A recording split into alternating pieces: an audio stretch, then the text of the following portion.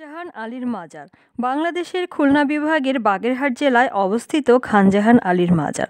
হযরত খানজাহান আলী ছিলেন একজন ইসলাম ধর্ম প্রচারক এবং বাংলাদেশের বাগেরহাটের তৎকালীন স্থানীয় প্রশাসক।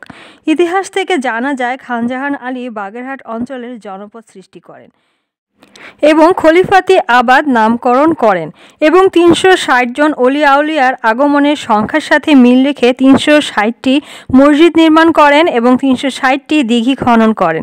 তার মৃত্যুর পর খানজাহান আলী দিঘির উত্তর পাশে তার সমাধি সৌধ নির্মাণ করা হয়।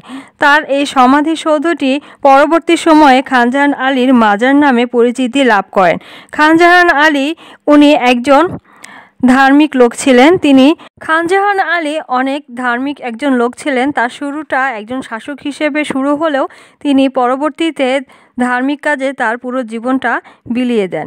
তিনি গরিব, দরিদ্র এবং অসহায় মানুষের জন্য অনেক কিছু নির্মাণ করেন।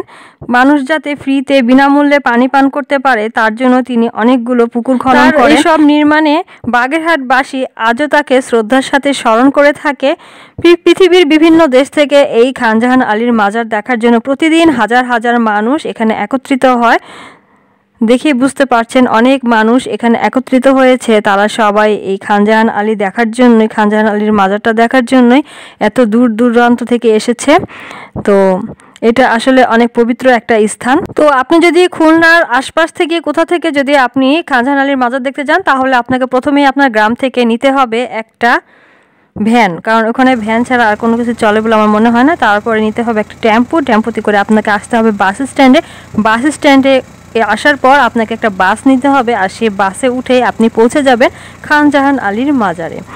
তো আশা করি আমার আজকের এই ছোট্ট এই ব্লগটি খানজাহান আলীর মাজার আপনাদের সবার অনেক বেশি ভালো লেগেছে। আসলে এটা অনেক একজন রেসপেক্টফুল মানুষের একটা সমাধি বা মাজার।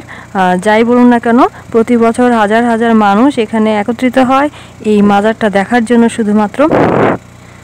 তো আশা করি আমার আজকের এই ব্লগ আপনাদের ভালো লেগেছে। ভালো লেগে থাকলে একটু লাইক, কমেন্ট এবং শেয়ার করে দিবেন এবং অন্যদেরকে দেখার সুযোগ করে দিবেন শেয়ার করার মাধ্যমে।